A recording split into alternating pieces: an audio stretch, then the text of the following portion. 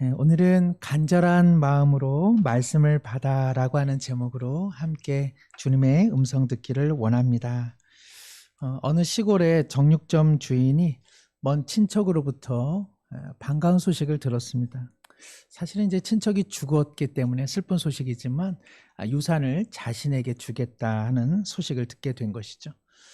때마침 돼지고기를 자르고 있었는데 그는 그 소식을 듣자마자 더러운 작업복을 내던지고 또 낡은 소세지 기계에 그 고기가 들어가는 것을 채 보기도 전에 가게 문을 닫고 그 친척집을 향해서 발걸음을 옮깁니다. 우리 중 누가 그 하던 일은 좀 마저 하고 가지 이렇게 이야기하겠습니까? 정말 그 허름한 정육점과는 비교될 수도 없는 엄청난 재산을 물려받게 됐으니까 한 걸음에 뛰어나가는 것 우리는 충분히 이해할 수 있게 되죠. 정육점 주인이 들은 그 소식, 이것을 우리가 신앙으로 접목해 보자면 복음입니다.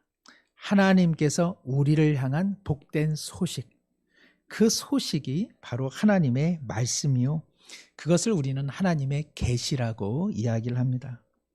하나님께서 자신에 대해 감추지 않으시고 나를 찾아봐, 혹은 내가 누군지 너희들에게 가르쳐주지 않을 거야, 이렇게 안 하시고 자신을 드러내신 것, 이 계시라고 하는 것은 그 자체가 하나님이 우리를 향한 사랑이요, 그리고 우리를 향한 호의인 것을 우리는 알 수 있습니다. 만일 제가 저희 아이들과 어린 아이와 숨바꼭질을 하는데 아이로 하여금 서른을 세게 하고 집 밖으로 나가 아파트 옥상에 숨으면 도대체 그 아이가 어떻게 아빠를 찾아낼 수 있겠습니까? 우리라고 하는 존재는 초월자이시고 창조주이신 하나님 자신이 자신을 드러내지 않는 한 인간으로서는 찾아낼 길이 없는 것, 이것이 인간의 한계입니다. 그러나 하나님께서는 그렇게 하지 않으시고 하나님께서는 특별 계시로서의 구약과 신약의 말씀을 우리 가운데 주셨습니다. 물론 이것은 그저 가만히 앉아서 누가 기록한 책은 아닙니다. 구약은 약 1500여 년 동안 40여 명의 많은 사람들이 하나님을 경험하고 그리고 하나님의 말씀을 받아 그들의 삶의 순간순간을 뒤돌아보며 기록한 것, 이것이 구약 성경이요. 신약 성경은 예수님께서 오셔서 제자들을 부르시고 또 그 제자들과 준하는 자들을 성령께서 기록자로 택하여서 100여 년 동안 이렇게 기록한 것, 그것이 신약 성경입니다. 그래서 우리의 기독교라고 하는 것은 가히 책의 종교라고 말할 수 있을 정도입니다. 기독교에서 이 성경, 하나님의 말씀에 게시된 이 성경을 뒤로 하고서는 우리의 믿음은 전혀 설 자리가 없는 것이죠. 그렇다고 해서 하나님께서 이 성경 안에 갇혀 있는 것은 아닙니다. 우리는 하나님에 대해서 많은 것을 알고 싶어 하지만 하나님에 대한 전부가 성경에 다 기록된 것은 아닙니다. 성경은 우리에게 우리는 얼마나 실패자이며 우리의 삶은 사망과 심판이고 이것을 헤어나올 길은 오직 하나님의 은혜밖에 없으며 그 은혜는 바로 자기 아들을 내어주신 십자가의 사랑이다. 이것이 바로 성경이 강조하고 또 우리 가운데 주어진 이유라고 할 수 있습니다. 그래서 제 아무리 유별난 종교 경험을 하고 또 어떠한 신앙의 연수가 있다 할지라도 하나님의 말씀 위에 선 믿음보다 중요할 수는 없습니다. 하나님의 말씀을 통해서 우리의 종교적 경험, 또 우리가 갖고 있는 하나님에 대한 막연한 기대나 생각들, 이것들은 항상 교정받아야 되고, 그리고 우리의 신앙에 대한 최종적 권위는 언제나 하나님의 말씀이고, 그리고 하나님의 말씀을 떠나서는 우리의 신앙이라고 하는 것은 설 자리가 없는 것이죠. 세상을 몹시 사랑하는 어떠한 부자 주인이 세상을 너무 좋아하다 보니까 언젠가는 심판당하겠다 싶어가지고 아침마다 종을 시켜서 하나님의 말씀을 읽어보라고 요청을 합니다. 근데 이 마음이 항상 욕심으로 가득 차 있다 보니까 하나님의 말씀을 들으면 그 말씀은 싫어, 지워버려라, 이런 식으로 성경을 난도질하게 된 것이죠. 얼마간의 시간이 흘렀습니다. 아침이 되었는데 이 하인이 성경을 읽지 않아 그 마음이 무척 불편하게 되었습니다. 왜 성경을 읽지 않는 거야? 하고 다그쳤을 때에 그 종이 말합니다. 주인께서 하도 지우라고 해서 이제는 더 이상 읽을 것이 없습니다. 설교의 황태자라 불렸던 찰스 스펄전 목사님이 이런 말을 했습니다. 사람들이 무시하는 성경의 약속과 그 구절들이 여러분의 삶에 필요한 순간이 반드시 올 것입니다. 사람들이 거절하는 하나님의 말씀이 여러분의 생명에 없어서는 안 될 필수적 요소인 것을 깨닫는 인생의 위기가 올 것입니다. 우리 모두가 새겨들을 만한 이야기입니다. 우리 시대야 워낙 성경을 읽고 성경을 구입하고 성경을 갖고 다닐 수 있는 편안한 세상에 살아가고 있지만, 그렇다고 해서 우리가 성경을 가벼이 여기면, 그런 성경의 읽기와 성경을 묵상하고 성경의 말씀을 삶으로 나눠내지 못한다면 우리의 신앙 연수 그 아무리 길어도, 또 우리가 이전에 어떠한 신앙적 체험을 했다 할지라도 위기의 순간에 그 위기를 벗어나기란 쉽지 않을 것입니다. 역으로 매일매일 하나님의 말씀을 소중히 여기고 그 말씀을 반추하며 그 말씀을 가슴에 새기려고 부단히 애를 쓴다면 인생의 절망의 숲에 말씀은 반드시 찬란한 검이 되어 그 절망의 어두운 숲을 가를 수 있는 귀하고 복된 자양분이 될 것입니다. 오늘 말씀 13절에 보시면 데살로니가에 있는 유대인들은 바울이 하나님의 말씀을 베레아에서도 전하는 줄 알고 거기도 가서 무리를 움직여 소동하게 됐다, 이렇게 되어 있습니다. 바울이 하나님의 말씀을 데살로니가에서도 전했고 그리고 베레아에서도 전했다. 우리가 이 말씀을 통해서 확인해 볼 수 있는데요. 사실 바울이 마게도냐의 빌립보라고 하는 지역을 지나 데살로니가에서 말씀을 전하였습니다. 그리고 지금은 베레아에 있는데 앞서 데살로니가에서 어떻게 말씀을 전했는지 사도행전 17장 1절부터 3절이 이렇게 기록하고 있습니다. 제가 읽습니다. 그들이 암비볼리와 아볼로니아로 다녀가 데살로니가에 이르니 거기 유대인의 회당이 있는지라. 바울이 자기의 관례대로 그들에게 들어가서 새 안식일에 성경을 가지고 강론하며 뜻을 풀어 그리스도가 해를 받고 죽은 자 가운데서 다시 살아나야 할 것을 증언하고 이르되 내가 너희에게 전하는 이 예수가 곧 그리스도라 하니. 우리가 언뜻 생각하면 바울 사도가 그냥 여기저기 그냥 길거리에서 예수천당 불신족 이렇게 외친 전도자라 생각하지만 실제로 바울은 많은 경우에 회당에 들어갔습니다. 그래서 유대인들 혹은 유대교로 이제 막 입문하려고 하는 헬라의 이방 사람들 혹은 하나님에 대해 관심이 있는 사람들에게 하나님의 말씀을 전하였죠. 오늘 말씀해 보니까 강론했다 이렇게 되어 있습니다. 이것은 이제 뜻을 풀어 열어주다 그런 뜻인데, 말씀드린 것처럼 그들이 갖고 있었던 성경은 당시에는 신약 성경이 완성되지 않았기 때문에 구약 성경입니다.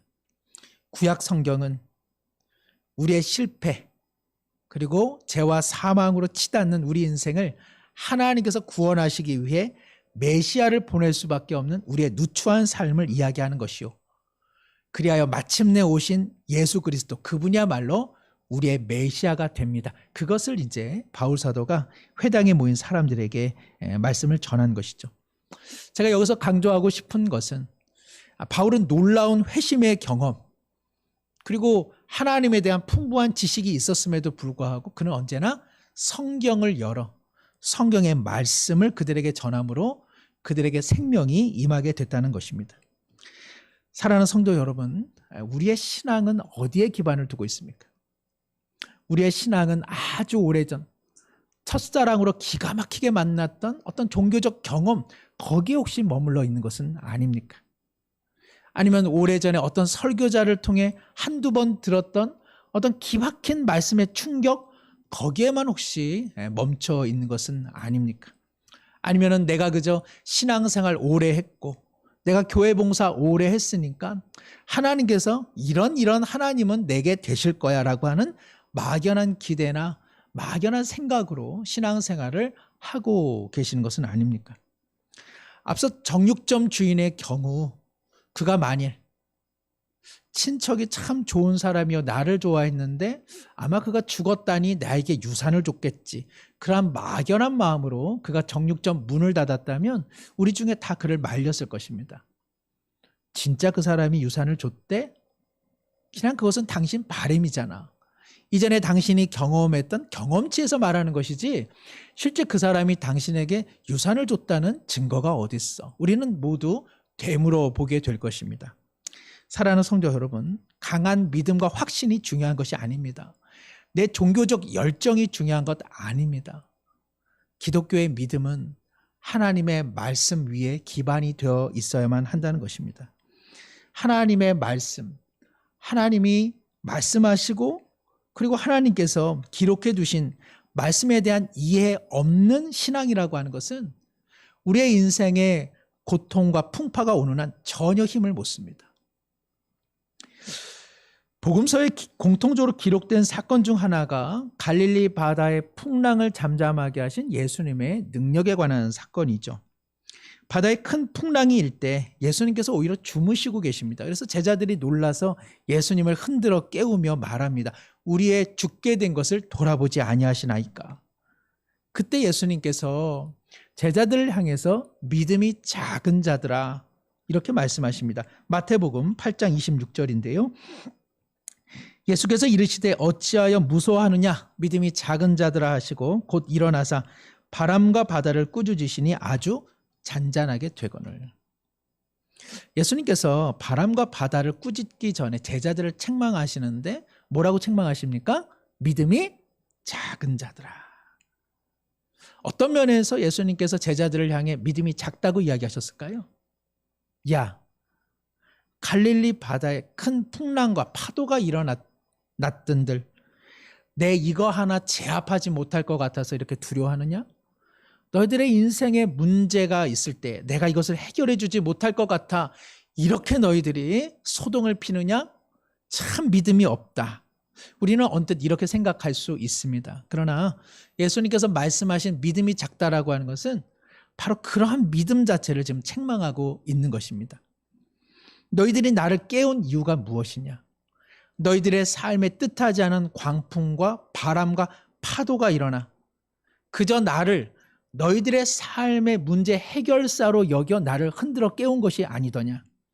참으로 너희들은 믿음이 작다. 너희는 나를 누구로 생각하고 있느냐? 너희들은 너희들의 삶에 일어난 문제들을 해결하는 어떠한 영웅으로 지금 나를 받아들이고 있는 것이냐? 아니면은 참으로 하나님의 아들이며 그리고 구주가 되시는 그러한 그리스도로 나를 받아내고 있는 것이냐 묻고 계시는 것입니다. 우리의 신앙은 대부분 이런 경우죠. 우리는 사실은 예수님을 우리의 삶의 해결사로 여기는 경향성을 떨쳐버리지를 못합니다. 그래서 사실은 기도도 좀 해놓고 그래서 어떤 면에서는 좀 헌금도 좀 해놓고 그래서 어떤 면에서는 좀 예배도 드려놓는 것이죠. 이를 통해서 우리 인생에 어떤 어려움이 있으면 하나님, 내가 이렇게 조금 하나님을 섬기고 하나님 앞에 헌신했는데 하나님 이 정도는 해결해 줘야 되지 않겠습니까? 라고 하는 은근한 그런 마음이 우리 가운데 놓여 있습니다. 우리는 하나님의 말씀에 기반을 둔 믿음으로 하나님과 관계하기보다는 내가 한 어떤 것으로 또 내가 생각하는 그 어떤 것으로 하나님께서 이렇게 하실 거라고 우리는 하나님 앞에 압박을 가하게 되는 것이죠. 예수님께서 말씀하시는 내용은 이것입니다. 너희들의 삶에 궁핍과 고통과 질병과 그리고 사건과 사고가 있다 하여 내가 그것을 해결하는 해결사로서의 주는 아니다라는 것입니다. 그런 문제의 해결 여파를 다 넘어서서 나와 너의 하나님은 너희들의 생명의 주로 있으며 그리고 너희들을 생명의 나라에 인도하고 있으며 너희들은 이미 하나님의 은혜 앞에 은혜 가운데 거하는 하나님의 복된 자녀임을 믿느냐고 주님은 재차 우리에게 묻고 계시는 것입니다. 사랑하는 성도 여러분, 이런 측면에서 하나님께서 우리에게 믿음이 작다라고 말할 때 그저 내 인생의 어떤 문제를 해결해 주지 못할 거야 라고 하는 식으로 우리가 스스로 책망할 것이 아니라 삶에 문제가 있을 때마다 그저 하나님을 해결사로만 여기는 우리의 이런 속된 믿음에 대해 회개하고 진정 나는 예수님을 왜 믿고 있는지, 나는 진정 예수님을 누구로 생각하고 있는지 자신에게 늘 자문해 볼 필요가 있다는 것입니다. 이런 잘못된 믿음 혹은 이탈된 믿음을 교정하는 일은요, 다른 것이 없습니다. 다시 하나님의 말씀으로 돌아가야 하는 것이죠. 그 일을 누가 잘하느냐? 오늘 본문 11절에 보시면 베레아 사람들이 나옵니다. 베레아에 있는 사람들은, 우리 11절 말씀 함께 읽겠습니다. 베레아에 있는 사람들은 데살로니가에 있는 사람들보다 더 너그러워서 간절한 마음으로 말씀을 받고 이것이 그러한가 하여 날마다 성경을 상고함으로. 바울은 마게도니아 지역의 중심 도시였던 빌립보를 지나 행정 도시였던 데살로니가에서 복음을 전했는데 거기서 몇몇의 회심자를 얻기는 했지만 핍박을 받아 사실은 변두리, 마게도니아의 변두리인 베레아로 이동을 합니다. 안식일이 되어 그는 다시 회당에서 하나님의 말씀을 전하게 되는데 그 말씀을 받는 이 베레아 사람들의 모습이 사도행전을 기록한 누가의 마음에 상당히 이렇게 다가왔던 것 같습니다. 그래서 그가 이례적으로 데살로니가 사람들과 비교하여 베레아 사람들이 어떻게 하나님의 말씀을 받아들이고 있는가를 기록하기를 더 너그러웠다, 간절하였다, 날마다 이 말씀을 상고했더라. 이 태도를 우리가 다시 한번 살펴봄으로써 과연 나는 하나님의 말씀을 어떤 식으로 받아 누리고 있는지 한번 비교해 보기를 원합니다. 첫 번째, 베레아 사람들은 데살로니가 사람들과 비교하여 너그러웠다 이렇게 되어 있습니다. 너그럽다라고 하는 것은 좀 이렇게 착하고 좀 받아들이는 것이죠. 예전 개역 성경은 이것을 뭐라고 기록했는지 혹시 기억나세요? 숙녀적이다 이렇게 안 하고 신사적이다 이래서 젠틀하다 그런 뜻이죠. 그렇게 이제 옛날 성경이 번역한 것은 이 너그럽다라고 하는 말의 어원이 귀하게 태어났다, 높은 신분이다 이제 그런 뜻입니다. 그렇다고 해서 베레아 사람들이 높은 신분을 가지고 있다 그런 뜻은 아니고 베레아 사람들이 기품이 있더라. 베레아 사람들이 참 고결한 인격을 가지고 있더라. 그런 의미를 담고 있는 것입니다. 우리가 누군가에게 참 저분은 기품이 있어. 참 저분은 고결해. 네, 이런 말 우리가 하면 그 사람이 그 얘기를 듣고서 막 화를 냅니까? 어디다 대고 나한테 고결하고 기품이 있다고 말해? 이럽니까? 아유, 나 같은 사람에게 웬 그런 칭찬을 해주세요 하고 몸둘 바를 모르겠죠. 아마 받는 칭찬 중에 참 좋은 칭찬 아닌가 생각이 듭니다. 고결하다, 기품이 있다는 것은 결국 사람 됨에 대한 이야기입니다.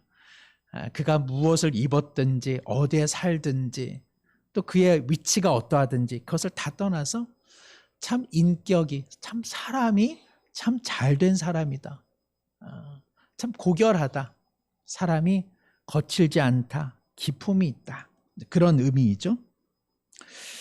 우리는 주변에 많은 신자들의 경우 신앙은 좋은데 인격과 사람 됨됨이가 그에 못지 않아서 좀 안타까운 마음을 갖는 경우가 있죠. 이에 비해서 신앙은 조금 작더라도 오히려 좋은 인격을 갖고 있으면 그의 약한 신앙이 오히려 더 빛나게 되는 경우도 종종 있습니다. 믿지 않는 사람이라 할지라도요, 사실은 신앙의 호감을 갖기보다는 그 신앙을 갖고 있는 사람의 인간 됨됨이를 보면 그 사람에게 호감을 더 갖게 되지 않습니까? 사람이 온전하지 않으면 그 신앙이라고 하는 것이 크든 작든 간에 참 빈약해 보일 때가 많습니다. 이 믿음이라고 하는 것은 결국 이런 그 인격 위에 뿌리를 온전히 깊이 내려야 되는데 그렇지 못하면 그저 이 인격과 믿음이 분리되어서 신앙생활하고 교회생활하고 예를 들면 전도를 하고 이럴 때는 좀 신앙의 빛깔이 나오지만 그러나 그 자리, 그 장소, 그런 사람 관계를 훌쩍 떠나고 나면 믿는 사람이 주는 어떤 그런 매력이 도대체 나오지 않을 때가 있지 않습니까? 어떤 목사님이 그런 이야기를 합니다. 참 그 교회 안에서는 참 밝고 참 따스해 보이는 어떤 성도였는데 길거리에 가다가는 전혀 못 알아봤다고 이야기를 하더라고요. 비단 그것은 뭐 그분의 이야기만은 아닙니다. 저도 그런 이야기를 들으면 저도 한번 생각해 봅니다. 이렇게 지금처럼 이렇게 착하고 너그러운 얼굴 표정이지만 과연 제가 시장에서 과연 제가 어디 편의점을 들어갈 때 내 얼굴 표정은 어떤가 그런 생각을 해보게 되는 것이죠. 어떤 분이 거래하는 분들 중에 자기를 힘들게 하는 분들을 보면 교회 사람이더라 이런 이야기를 합니다. 아마 이런 경우 우리가 적잖이 경험했을 것입니다. 사랑하는 성도 여러분, 신앙과 인격이 불일치하면 이것은 자연스러운 것은 아닙니다. 믿음의 언어가 불일치하면 이 또한 결코 자연스러운 것 아닌 것이죠. 우리 모습에 대해서 우리가 늘 자성하고 회개할 필요가 있습니다. 나의 신앙과 나의 신앙 인격은 과연 어느 정도 조화를 맞춰가고 있는지, 오히려 신앙과 신앙 인격이 분리되어서 하나님의 영광을 가리고 있는 것은 아닌지 스스로 끊임없이 돌이켜볼 필요가 있는 것이죠. 두 번째, 베레아 성도들은 간절한 마음으로 하나님의 말씀을 받았다 이렇게 되어 있습니다. 여기 간절하다라고 하는 것은요, 열린 마음입니다. 큰 호의와 열정을 가지고 배우려고 하는 마음으로 하나님의 말씀을 받아 누렸다는 것이죠. 제가 아는 분이 이제 군 시절에 군종을 했는데 가까운 교회에서 이제 찬양팀이 찬양 인도를 합니다. 특별히 율동을 하는 5자매가 있었는데 유독 한 자매가 율동을 반대로 하고 말았습니다. 그런데 참 놀라운 것은 거기에 움집한 모든 군인들이 다 틀린 자매처럼 다 틀리게 율동을 했다는 것이죠. 까닭은 무엇일까? 5명 중에 틀린 그 자매가 유독 아름다웠기 때문에 그러합니다. 그러니까 모두가 그 자매만 보고 있었다는 것이죠. 바로 그 마음이 간절함입니다. 틀려도 좋아, 내가 그것을 받을 거야 라고 하는 이 호의, 이 열정, 이 받아내는 마음, 이것이 바로 베레아 사람들의 마음이더라는 것이죠. 하나님께서 우리 가운데 그 은혜를 주시는 방편이 있습니다. 하나님은 말씀을 통해서, 기도를 통해서, 그리고 성찬을 통해서 우리 가운데 은혜를 주십니다. 특별히 성찬식은 매번 뭐 할 수 있는 것은 아니라면 말씀과 기도를 통해 은혜 주시기 때문에 예배의 자리는 하나님께서 우리 가운데 분명 은혜를 주시는 복된 자리입니다. 그런 면에서 우리가 하나님 앞에 찬송하고 기도하고 또 오늘처럼 대표 기도자가 이렇게 함께 기도할 때 아멘 아멘, 그리고 찬송의 한 구절도 혼신을 다해 고백할 때 하나님과 마주함이 있는 것입니다. 그러니까 예배 시간에 아무리 설교가 큰 비중을 차지하더라도 설교 시간만 하나님 앞에 간절해서는 안 되고 예배의 모든 시종을 간절한 마음으로 하나님 앞에 나가야 한다는 것이죠. 그럼에도 불구하고 하나님께서는 말씀을 통해 우리 가운데 분명 은혜를 주십니다. 하나님께서는 여러분에게 은혜를 주시기 위해 성령 하나님께서 설교자를 준비시켜 각 사람에게 말씀을 증거하고 계십니다. 이런 면에서 설교라고 하는 것은 제 혼자 몫이 아닙니다. 듣는 여러분들의 반의 몫이 있다는 것입니다. 어떤 철학자 2사람과 그들의 친구 한 사람이 식당에 들어가 함께 음식을 먹는데 이 철학자 2사람은 늘 뭔가에 대해서 평가하고 판단하는 것을 좋아합니다. 이에 비해서 다른 친구는 부지런히 젓가락질과 숟가락질을 하면서 거기에 있는 음식들을 모조리 먹었습니다. 같은 공간 안에 있었지만 식당에서 나올 때 두 철학자는 한 번도 음식을 먹지 못한 배고픈 상태로 나왔고, 그리고 정말 배고팠던 이 사람은 그 배부름을 충만히 누리면서 식당 밖으로 나왔습니다. 제 판단이 다 옳지는 않겠지만 설교하는 가운데 어떤 분들은 그야말로 마음의 젓가락질과 숟가락질을 연실하면서 하나님의 말씀을 받아 자기 것으로 삼으려고 하는 분들이 있습니다. 그러나 어떤 분들은 그저 예배의 자리에 온 것만으로 다 혹은 설교자의 말씀을 그저 판단하고 그저 뭐 주변을 둘러보는 것으로서 이 시간들을 보내는 경우도 있다. 그런 말씀입니다. 사랑하는 성도 여러분, 신앙은 내가 하는 것입니다. 신앙은 내가 하는 것입니다. 신앙은 장로님이 하는 것도 아니고, 신앙은 목사가 하는 것도 아니고, 신앙은 교회가 하는 것이 아닙니다. 신앙은 다 내 자신이 하는 것입니다. 이를 위해서는 예배 시간마다 마음의 숟가락질, 마음의 젓가락질을 마음 심령 속에서 바삐 움직이셔야, 그래야 하나님의 말씀의 한 톨이라도 붙잡을 수 있게 되는 것입니다. 바로 베레아 사람들이 그런 간절한 마음이 있었다는 것이죠. 세 번째, 베레아 교인들은요, 하나님의 말씀을 날마다 상고했다, 이렇게 되어 있습니다. 여기 상고하다라고 하는 것은 자세히 살피다, 철저히 조사하다, 그런 뜻입니다. 근데 이것을 오해해서는 안 됩니다. 이것을 오해하면 때때로는 이단에 빠지게 되죠. 여기서 상고하다, 또 고찰하다, 뭐 이런 것은 뭐 성경 공부방에 들어가서 신구약 말씀이 무슨 짝이 있는 것처럼 오해해서 그런 말씀을 맞춰내고 맨 뭐 그런 그 성경을 그야말로 공부만 하는 것, 지금 그런 것을 이야기하는 것이 아닙니다. 하나님의 말씀을 날마다 상고했다라고 하는 것은 통상적으로는 하나님의 말씀을 안식일날 회당에서 듣고 잊어버리는 것이 보통이었는데, 이 베레아 사람들은 날마다 회당에서 받았던 주일의 말씀을 날마다 삶에서 실천해 보려고 하는 거룩한 삶의 몸부림이 있었다는 것입니다. 사랑하는 성도 여러분, 성경은 참 소중합니다. 그러나 성경이 우상이 되어서는 안 됩니다. 성경이 우상이 된다는 것은 성경을 읽는 것으로 만족해하면 그것이 우상이 됩니다.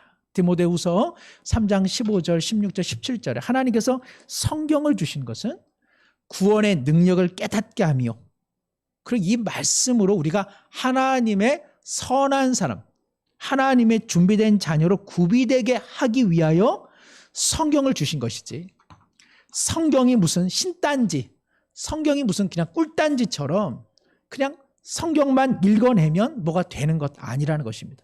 베레아 사람들이 날마다 성경을 상고했다라고 하는 것은 그들이 하나님의 온전한 자녀로 살아보려고 그들이 딴 것 아니라, 이전에 받았던 어떤 은혜 아니라 오늘 내게 주시는 하나님의 말씀을 붙잡은 그들의 열정에 대해 이야기하고 있는 것입니다. 교회는 이제 일정한 계획과 또 시간이 수립되면 이제 사랑방을 마음 함께 또 시작하게 될 것입니다. 사랑방 뭐 구역 모임하고 특별히 다른 것 없습니다. 그러나 중요한 것은 삶의 자리에서 함께 말씀을 붙잡고 나눌 때에만 우리의 삶이 온전한 제자로 양육되어지고 자라날 수 있는 것입니다. 이런 것을 하면 교회가 부흥된다, 그런 차원이 아니라 하나님께서는 우리가 하나님의 말씀을 간절한 마음으로 받고 우리의 신앙과 우리의 인격이 기품이 있어지며, 그리고 하나님의 말씀대로 살아보려고 부단히 애쓰는 것, 그것을 하나님께서는 원하고 계시기 때문에 우리는 그러한 명령에 순종하고자 하는 것입니다. 사랑하는 성도 여러분, 하나님의 말씀에 기반되지 않은 믿음은 지금은 차이가 하나도 나지 않습니다. 그러나 인생의 고통과 인생의 절망이 찾아오는 한 누군가는 쓸 것이 있는 믿음이 있는가 하면 누군가는 쓸 것이 없는 믿음이 있습니다. 우리 모두 말씀 위에 설 때만 인생의 절망과 인생의 폭풍 가운데 일어설 수 있는 힘이 있게 되는 것입니다. 말씀을 맺습니다. 성경은 이례적으로 베레아 교인들을 비교하여 칭찬하고 있습니다. 그들은 고결한 인격 위에 할 수만 있다면 함께 모여 하나님의 말씀으로 변화되고자 날마다 노력한 사람들입니다. 신앙과 믿음은 계시된 하나님의 말씀 위에 서야 합니다. 나의 막연한 기대, 나의 헌신, 나의 지난날의 어떤 종교적 체험, 자기 지식, 이런 것에 기반을 두면 지금은 차이가 나지 않지만 인생의 고통이 찾아오면 여지없이 낭패를 경험하게 되는 것입니다. 말씀의 자리에 설 때마다 간절한 마음으로 붙잡으시기를 소망합니다. 그래야만 인생의 광풍 속에서도 믿음이 작은 자라 책망받지 않고 하나님 앞에 칭찬받으며 우리 모두 광풍 속에서도 하나님을 붙들 수 있기 때문에 그러합니다. 기도하겠습니다. 하나님 아버지, 말씀을 통하여 하나님 자신을 우리 가운데 나타내 주신 그 사랑 감사합니다. 말씀이 육신이 되사 확연히 하나님의 뜻이 무엇인지 예수 그리스도를 통해 발견케 하시고 깨닫게 하시니 이 또한 감사를 드립니다. 이 모든 것이 기록된 성경과 또 예배를 통해 들려주시는 주님의 음성을 때마다 시마다 간절한 마음으로 받아 고결한 신앙 인격 위에 올바른 신앙 고백으로 하나님 앞에 영광을 올려드리게 하여 주옵소서. 예수님의 이름으로 기도드리옵나이다. 아멘.